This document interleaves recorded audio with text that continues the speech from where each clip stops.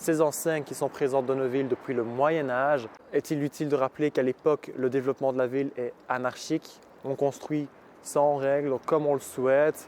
Ces enseignes peuvent parfois être un danger pour la population et c'est en rapport avec ce danger que le 17 juillet 1657, le prince-évêque de l'époque, Maximilien-Henri de Bavière, ordonne aux bourgeois d'enlever ces enseignes en saillie, donc qui étaient un danger, de les remplacer par des enseignes intégrées aux façades et à ce moment apparaissent les fameuses enseignes de pierre. Le bourgeois qui ne voulait pas se plier aux règles, c'est-à-dire enlever l'enseigne en saillie et plutôt l'intégrer à la façade, il devait s'acquitter d'une amende de 10 florins d'or. Jusqu'alors une exception, l'enseigne de pierre devient la norme à partir de la fin du XVIIe siècle. Aujourd'hui, dans la cité ardente, principalement dans le cœur historique et en Outremeuse, pas moins d'une centaine d'enseignes de ce type subsistent. Comme ici le long du quai de la Goffe, les enseignes sont intégrées aux bâtisses de pierre calcaire d'inspiration classique. Des 4 enseignes présentes sur les allèges des façades de ces maisons, 2 sont datées de 1691. On peut donc en déduire que ces maisons, tout comme celles de la majorité de la cité, ont été détruites suite au bombardement de la ville en juin 1691 par les troupes du maréchal Boufflers. Qui dit bombardement dit bombarde ou bien canon. C'est ce qui est représenté ici au numéro 7 du quai de la Goffe. Cette enseigne nous rappelle que dès le début du XVIe siècle, les armuriers de Liège étaient reconnus pour la qualité et la finesse de leur travail. A noter également qu'à quelques pas d'ici se trouvait le local de la compagnie des bombardiers. Et juste à côté, au numéro 9, une enseigne bien différente mais tout aussi belle, l'enseigne aux 3 signes. En l'observant de plus près, on remarque que celle-ci a une apparence plus moderne. En effet, celle-ci remplace l'enseigne d'origine, détruite en 1905 lors de l'ajout d'un oriel. Me voici en Nevis, c'est une des rues les plus anciennes de la ville.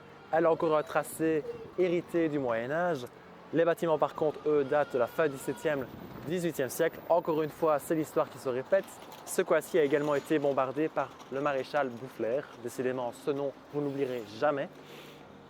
Ici, la rue est intéressante parce qu'il y a énormément, il y a pléthore d'enseignes de pierre. C'est très simple, il suffit de regarder sur la droite, on en a déjà 2. Nous avons une ici. Déjà un symbole de perfection à l'époque, l'arrow se retrouve sur de nombreux blasons de fabricants. Ici, à l'origine, s'y trouvait une mercerie. Juste à côté également. Et l'on voit le millésime, donc 1693, qui confirme effectivement que suite à la destruction du maréchal Boufflers, donc sous les ordres de Louis XIV, on a très vite reconstruit ici des bâtiments en pierre. Derrière moi, la plus belle, c'est mon avis, enseigne de pierre, l'enseigne aux Maurianes.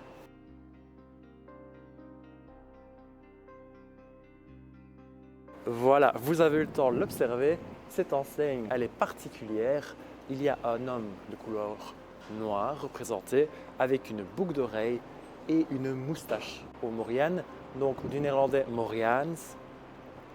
Donc ça fait penser aux Maures. Donc les Maures, c'était un peuple d'Afrique du Nord dans une ancienne province romaine, Mauritanie, qui est aujourd'hui donc une partie du Maghreb, les actuels pays du Maroc et de l'Algérie.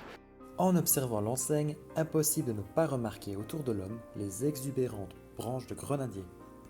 Celle-ci nous rappelle qu'à l'époque, le commerce d'épices et de produits exotiques était très important. Tous les éléments pris en compte, on peut en déduire que l'homme ici représenté était un riche marchand.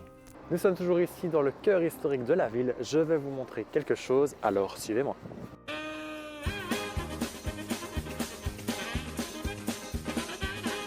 Cette enseigne de pierre, ce n'est pas n'importe quel type d'enseigne, c'est un ancien blason, un des 32 bons métiers de la principauté de Liège.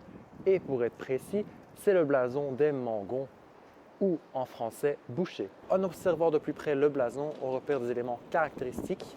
Premièrement, le perron, donc symbole des libertés acquises, donc à la base symbole du prince-évêque, mais plutôt ici des bourgeois et des corporations. Autre élément, le taureau, donc qui fait référence à la corporation des bouchers, et on voit un fond rouge, couleur sang de bœuf. Cette couleur, c'est en fait un élément caractéristique de l'ensemble des blasons, donc des anciens métiers de la principauté de Liège.